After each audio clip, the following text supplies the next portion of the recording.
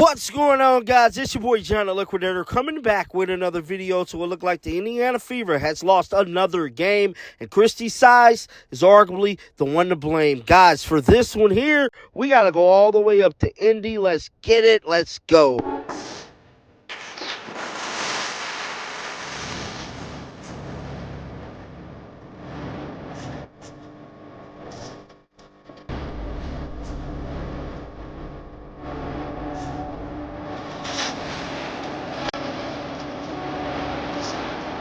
It was another tough loss for Caitlin Clark and the Indiana Fever. They went all the way up to Connecticut and pretty much got the beats put on them, bro. A lot of people was blaming Christie sides once again for this loss. She pretty much set out the starters for the second half, almost like she was waving a white towel early, bro.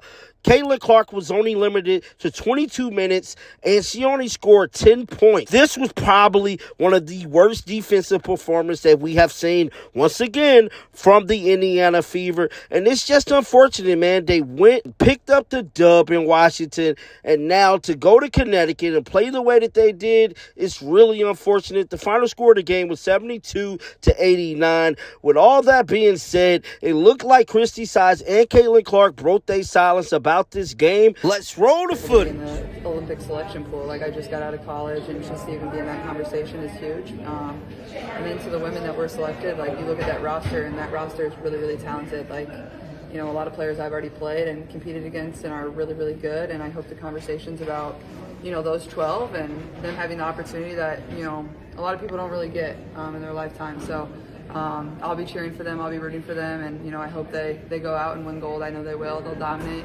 But yeah, I think it just gives me something more to work for and shows me ways I can get better. And hopefully in 4 years, when 4 years comes around, I have another opportunity to try to be on that team. Were you surprised at all by the way social media kind of blew up about it, or do you even look at social media? To be honest, I haven't seen really anything. I'm sure it blew up, but I feel like that would have been the case one way or the other. You know, whether I was on the team or whether I was not on the team, I'm sure it would have been, you know, both ways. And but yeah, I mean, I don't read that, so I don't know what specifically was talked about. I'm sure it's talked about. I know it's talked about, but I look at it and you know, whether I was on the team or not on the team is going to be talked about. And you know, I hope the conversation stays around those 12 girls and, you know, what they're going to do in Paris. There was no sort of conversation or anything. So you talking to the refs a few times, just kind of what were those conversations about? It seemed like you were kind of appealing to the refs a little bit. Yeah, just getting clarification on a few fouls, not anything. Like, they were good conversations. They were trying to help me out and show me ways that, you know, how it was a foul and what I can do on the offensive end to get a similar call, but it wasn't like anything bad by any means. Coach was talking about Go ahead. Sorry, thank you. Given that you are a huge basketball fan and we are located in Connecticut right now, the big basketball news is Dan Hurley not going to the Lakers and staying with UConn with college basketball. What does that mean for college basketball and just for basketball in general?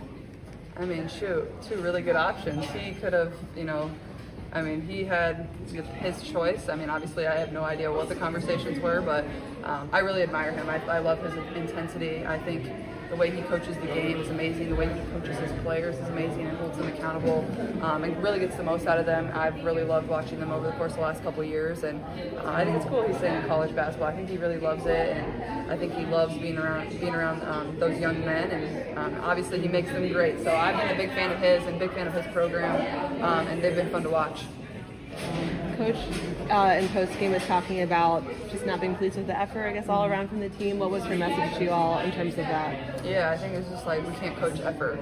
This is a team you can't come out and be lackadaisical against. Like, they're just that good. They're going to punch you in the mouth, and I don't think we had it from the jump. And, you know, obviously that's a little disappointing. But, you know, that's something they can't coach. Effort is not something they can coach. They can coach X and O's, but they can't coach that. And I thought we just could have played with a lot better energy. I thought we let little things on the offensive end frustrate us, and we didn't play good defense. You know, it seemed like everything they got was easy. Nothing was challenged, uncontested threes. We were giving up and ones. You know, we put them at the free throw line, and that was the key to the game. Like, you can't foul this team. They lead the league in free throws attempted, I'm pretty sure. And that's exactly what we did. So, you know, it's not a recipe to win many games. Did you hear the fans chanting, "We want Caitlin"? I did a little bit, yeah, that's cute. Yeah. Well, kind of in light of that and her challenging you guys in that way, how do you guys want to respond? Yeah, I think you have a great opportunity to come out and, we play Atlanta and then we play Chicago, 2 games that, feel like kind of must wins. I don't want to say they're must wins, but 2 very winnable games for our group, and obviously one of the teams we've beaten, another team we played in preseason, so teams that we're kind of familiar with, but a great opportunity. We get to go back home and play on our home court and really show what we're capable of and respond. I think that's going to be what she's looking for, and that's what we should want out of ourselves too. Caitlin, what was the most disappointing thing for you in the first half? Just the defensive effort, or? Yeah, I think the defensive effort. It didn't feel like our offense had much flow to it. It just felt super choppy. It felt like we took hard contested 2s. But I mean, it starts on defense. We have to Start with you can't at this level coach effort, and I felt like we were just trying to ask them to keep playing hard, play hard. You can't start there. You can't play in this league if that's what if you have to coach effort. It's just too hard. What was the reasoning behind benching the starters midway through the third quarter? We were down 28, and I wanted to put a group in there that would get out and play some defense.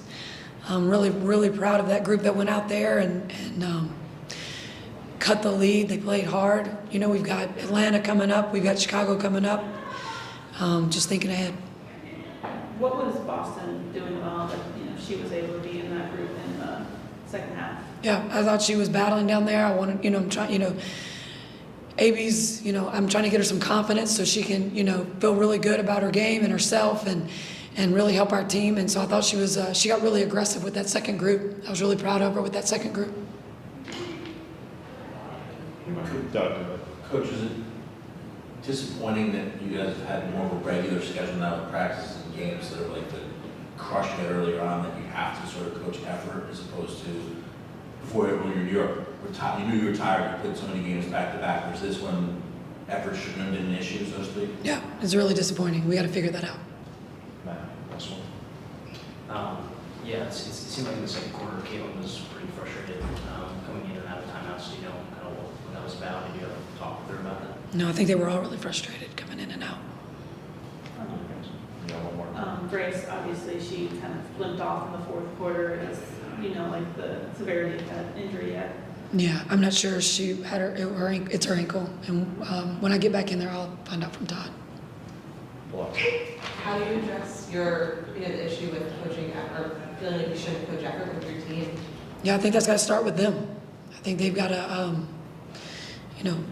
we're here to build a roadmap for them to be successful, and that's on them. They've got to figure that one out. You're gonna do it one Zoom from Tony. Tony, last one. Thanks. Hey, Christie, that second half group that you turned to find some defensive successes, what did you like from Celeste in that group, and why do you think it was so much more successful than the first half groups you had out there? Yeah, I think they were just really... Was Caitlin Clark and Christie side setting the record straight about tonight's matchup. And as you guys can see, Caitlin Clark spoke about the Olympics again. And that's great to see her uplifting the other 12 players that was picked. But definitely get down in the comment section. Let me know your thoughts about this. Keep them bells on because I'm going to bring you the news. And until next time, shake the haters off. I'm out of here. Peace out.